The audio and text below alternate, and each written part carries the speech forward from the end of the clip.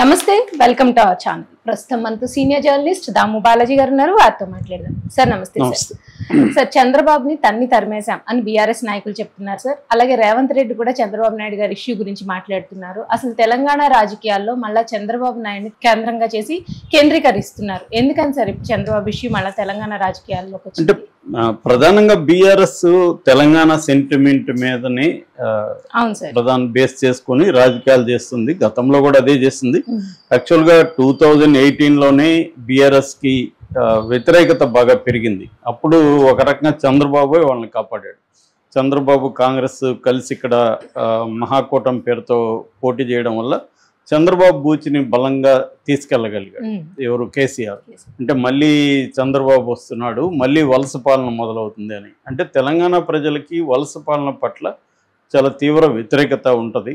So మళ్ళీ ఆంధ్ర వాళ్ళు వచ్చి డామినేట్ చేస్తారు అన్న ఒక ఇది తెలంగాణ ప్రజల్లో చాలా గట్టిగా ఉంటుంది. కాబట్టి దాన్ని కేసీఆర్ ఎప్పటికప్పుడు రగిలించడానికి ట్రై చేస్తుంటాడు. మనం కానీ రేవంత్ రెడ్డి పాలిటిక్స్ చూసినా కూడా ఈ కేసీఆర్కి ఉండే ఆ మోనోపల్ ఏదైతే ఉందో తెలంగాణ సెంటిమెంట్ మీద, దాన్ని కేసీఆర్ నుంచి లాగేసి తాను తీసుకోవాలనేది రేవంత్ రెడ్డి ప్రయత్నంగా కనబడుతుంది. అందుకనే కేసీఆర్ తీసుకొచ్చిన తెలంగాణ సింబల్స్ ఏమవుతున్నాయో వాటన్నిటిని మార్చడం, కేసీఆర్ ముద్రని నేను చెడిపేస్తానని చెప్పడం, ఇదంతా కూడా ఏంటంటే రేవంత్ రెడ్డి కూడా ఈ విషయాన్ని గ్రహించాడు. కేసీఆర్ తెలంగాణ సెంటిమెంట్ మీదనే బతికేస్తున్నాడు, దీన్ని మనం దెబ్బ కొట్టాలి అనేది రేవంత్ రెడ్డి గ్రహించాడు. కాకపోతే ఇప్పుడు కేసీఆర్ మళ్ళీ దాన్ని ముందుకు తీసుకొస్తున్నాడు చంద్రబాబు పేరుతో. ఎందుకంటే ఇది ప్రధానంగా కృష్ణా జిల్లాల వాటర్ ఇష్యూలకు సంబంధించి మొదలైంది ఇది. రెండవది, ఈ మధ్యకాలంలో తెలంగాణలో కూడా మేము యాక్టివ్ అవుతామని చంద్రబాబు చెప్తున్నాడు. ఎందుకంటే ఇక్కడ బీజేపీకి కొంత హోప్స్ ఉన్నాయి. బీజేపీ ఓటు బ్యాంకు మెల్లగా పెరుగుతుంది, సీట్లు కూడా పెరిగాయి. ఇప్పుడు ఎంపీ సీట్లు కూడా 8 ఈక్వల్గా కాంగ్రెస్ బీజేపీకి ఉన్నాయి. కాబట్టి బీజేపీ ఏం చేస్తుందంటే తెలంగాణలో తెలుగుదేశానికి కూడా కొంత కేడర్ బేస్ పార్టీ కాబట్టి బీసీల్లో తెలుగుదేశానికి ఇది ఉంది ఒకటి. రెండోది, అక్కడ నుంచి వచ్చి ఇక్కడ సెటిలర్స్ అంటారు కదా, ఈ ఆంధ్ర సెటిలర్స్లో కూడా స్ప్రెడ్ అయినారు. వాళ్ళు కూడా వాళ్ళల్లో కూడా తెలుగుదేశానికి ఉంటుంది. నిజానికి తెలుగుదేశం కాంగ్రెస్కి ఈసారి గట్టిగా సపోర్ట్ చేయకపోతే రేవంత్ రెడ్డి వచ్చేది కూడా కష్టమైండేది. అందువల్ల కూడా ఎప్పుడు వేయని కమ్మ బ్యాచ్ కాంగ్రెస్కి వేయని వాళ్ళు కూడా వాళ్ళ గ్రూప్స్లో నేను ఫస్ట్ టైం కాంగ్రెస్ కేసానని మెసేజ్లు కూడా పెట్టుకున్నాను.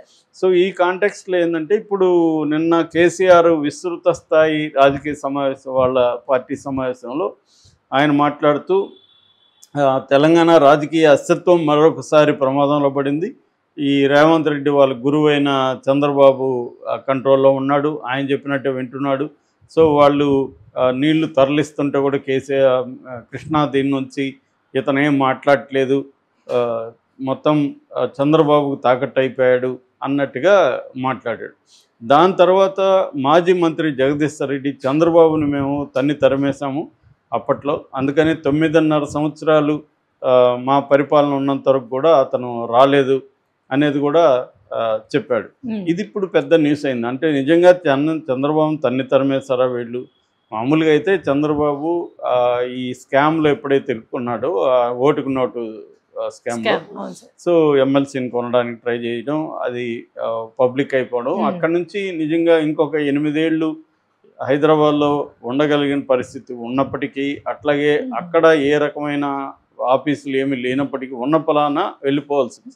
అంటే ఒక ఒప్పందం జరిగింది, ఈ కేసుని నేను ముందుకు తీసుకెళ్ళకూడదంటే చంద్రబాబు తెలంగాణలో పాలిటిక్స్ మానేసి వెళ్ళిపోవాలి అనేది కేసీఆర్ డిమాండ్ పెట్టినట్టు, వెంకయ్య నాయుడు ఆధ్వర్యంలో ఒక పంచాయతీ జరిగినట్టు చెప్తారు. అందుకని ఆయన పేరు దాంట్లో పెట్టలేదు. ఇప్పటికి కూడా రేవంత్ రెడ్డి పేరే ఉంది. ఆ కేసును కూడా వీళ్ళు గట్టిగా ముందుకు ఓన్లీ రేవంత్ రెడ్డిని మాత్రం కొద్ది రోజులు జైల్లో పెట్టారు తప్ప ముందుకు తీసుకెళ్ళలేదు. ఆ తర్వాత కూడా చంద్రబాబు కంట్రోల్లోనే రేవంత్ రెడ్డి ఉంటాడనేది ప్రతిసారి మాట్లాడుతున్నారు. రేవంత్ రెడ్డి కూడా ఎప్పుడు దాచుకోలేదు, ఆయనతో నేను కలిసి పనిచేశాను, కాకపోతే ఆయన నా గురువు కాదు సహచరుడు అని ఈయన అనేకసార్లు చెప్తుంటాడు. ఎన్ని చెప్పినా కూడా రేవంత్ రెడ్డికి చంద్రబాబు మధ్య ఒక రహస్య స్నేహం ఉంది అనేది తెలంగాణలో ప్రజలు కూడా నమ్ముతారు. కాకపోతే అది పెద్ద విషయంగా వాళ్ళు అనుకోలేదు కాబట్టి ఆయన గెలిపించారు. ఇప్పుడు దాన్ని ముందుకు తీసుకొచ్చి తెలంగాణ ప్రయోజనాల్ని తాకట్టు పెడుతున్నాడు రేవంత్ రెడ్డి చంద్రబాబుకి అన్న ఒక నెరేటివ్ని బీఆర్ఎస్ బలంగా తీసుకొస్తుంది. దీనికి నిన్న గట్టిగానే సమాధానం ఇచ్చాడు రేవంత్ రెడ్డి. ఆయన నిన్న అక్కడ నారాయణపేటలో మాట్లాడుతూ అసలు తెలంగాణ ప్రయోజనాల్ని తాకట్టు పెట్టింది బీఆర్ఎస్. సో కృష్ణా జలాల్ని గతంలో కేసీఆర్ మన వైఎస్ఆర్ రాజశేఖర రెడ్డి ఉన్నప్పుడు పోతిరెడ్డి పార్క్ ద్వారా నీళ్ళు తీసుకోవడానికి కూడా వీళ్ళు సైలెంట్గా ఉన్నారు అప్పట్లో. అట్లాగే తర్వాత జగన్ను పిలిచి రాజ్య మర్యాదలు చేసి పంచపక్ష పరమాన్నాలు పెట్టి ఎత్తిపోతల పథకానికి నీళ్ళు ఇచ్చారు. ఇప్పుడు దానివల్లనే ఏమైందంటే అది కంప్లీట్గానే అయితే రోజుకి 10 టీఎంసీల చొప్పున నెలకు 300 టీఎంసీలు ఎత్తుకుపోతారు వాళ్ళు. సో ఇది చంద్రబాబుతో ఈ గొడవ రావడానికి కారణమే బీఆర్ఎస్ జగన్తో ఆ ఒప్పందం రహస్య ఒప్పందం తీసుకొని జగన్కి తరలించకపోతే చంద్రబాబు ఇప్పుడు నాకు చంద్రబాబు గొడవ ఉండేది కాదు. కానీ ఇప్పుడు దీనికి నేనేదో చంద్రబాబుకి ఇప్పుడు ఇస్తున్నట్టు చెప్తున్నారు. నేను ఇచ్చింది కాదు, ఇది వీళ్ళు ఇచ్చిందే అనేది ఆయన చెప్తున్నారు. ఎందుకంటే పోతిరెడ్డిపాడు నుంచి 4000 క్యూసెక్కుల నుంచి 40,000కి అది పెరిగిపోయింది. సో మన వాటర్ వాళ్ళు తీసుకెళ్తా ఉంటే వీళ్ళు దాన్ని అడ్డుకోలేదు, గతంలో అడ్డుకోలేదు, తర్వాత వీళ్ళే పిలిచి జగన్ని ఇచ్చేశారు అనేది చెప్తున్నాడు ఇక్కడ. దీనివల్ల ఏమైందంటే అక్కడ జగన్ బ్యాచ్కి ఆనందం ఇది. ఎందుకంటే జగన్ గట్టిగా పోరాడి తీసుకొచ్చాడు చూడు రేవంత్ రెడ్డి చెప్తున్నాడని వైసీపీ వాళ్ళు దీన్ని ప్రచారం, రేవంత్ రెడ్డి వీడియోలను వైసీపీ వాళ్ళే ప్రచారం చేసుకుంటున్నారు. అంటే చంద్రబాబు చేయలేదు గతంలో, వైఎస్ఆర్ చేశాడు, దాని తర్వాత జగనే చేశాడు. అంటే ఆంధ్ర ప్రయోజనాల కోసం వైఎస్ఆర్ జగనే ఫైట్ చేస్తారు తప్ప చంద్రబాబు కాదు అనే వెర్షన్ని వాళ్ళు తీసుకుంటున్నారు వైసీపీ. ఒక రకంగా బీఆర్ఎస్ వైసీపీకి ఇండైరెక్ట్గా హెల్ప్ చేస్తుంది. మనకు తెలుసు బీఆర్ఎస్ వైసీపీ ఒకటి, ఇక్కడ రేవంత్ రెడ్డి తెలుగుదేశం కూడా అదే రకమైన సంబంధాలు, మంచి సంబంధాలు అయితే ఉన్నాయి. ఎందుకంటే నెక్స్ట్ రాబోయే ఇక్కడ జిహెచ్ఎంసీ ఎన్నికల్లో కూడా తెలుగుదేశం మద్దతు రేవంత్ రెడ్డికి అవసరం. ఎందుకంటే హైదరాబాద్ చుట్టుపక్కల బీఆర్ఎస్ స్ట్రాంగ్ ఉందనేది కూడా మొన్న ఎన్నికల్లో మనకు ప్రూవ్ అయింది. సో ఆ విషయంలో కూడా ఇది ఉంది. సో ఇప్పుడు ఏంటంటే ఇక్కడ పాలిటిక్స్ యొక్క వేడి అనేది త్వరలో స్థానిక ఎన్నికల్లో రాబోతున్నాయి కాబట్టి కేసీఆర్ కూడా రంగంలోకి దిగే అవకాశం కనిపిస్తూ ఉంది. అందువల్ల కేసీఆర్కు ఉన్న టార్గెట్ ఏమంటే ఇటు కాంగ్రెస్ని ఇటు బీజేపీని రెండింటినీ ఒక దెబ్బ కొట్టాలి కాబట్టి చంద్రబాబుని తీసుకొచ్చాడు. చంద్రబాబు ఇప్పుడు ఇద్దరికీ కావాలి, ఇటు ఎన్డీఏలో భాగం కాబట్టి బీజేపీ తెలుగుదేశం కలిసే అవకాశం ఉంది ఇక్కడ.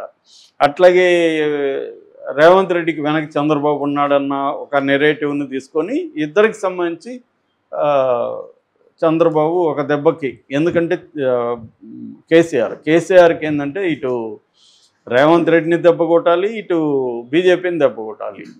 ఎందుకంటే ట్రయాంగిల్ బ్యాటిల్లోనే కేసీఆర్ లూజ్ అయ్యాడు. సో వాళ్ళిద్దరిని ఎదుర్కోవాలంటే చంద్రబాబునే మళ్ళీ ఉపయోగించుకోవాలా, చంద్రబాబు తప్ప దిక్కు లేదు అన్న పరిస్థితిలోకి వెళ్ళిపోయారు. గతంలో కూడా ఇదే జరిగింది. అందుకనే ఇప్పుడు చంద్రబాబుని ఇక్కడికి తీసుకురావాలంటే కూడా రేవంత్ రెడ్డి కొంత భయం ఉంది.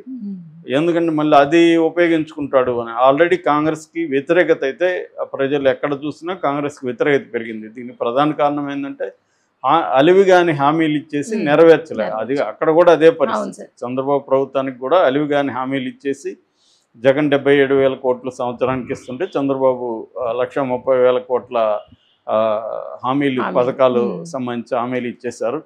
అంత డబ్బులు ఉండే పరిస్థితి లేదు అక్కడ.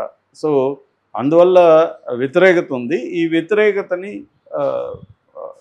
తగ్గించుకోవడానికి రేవంత్ రెడ్డి ట్రై చేయడం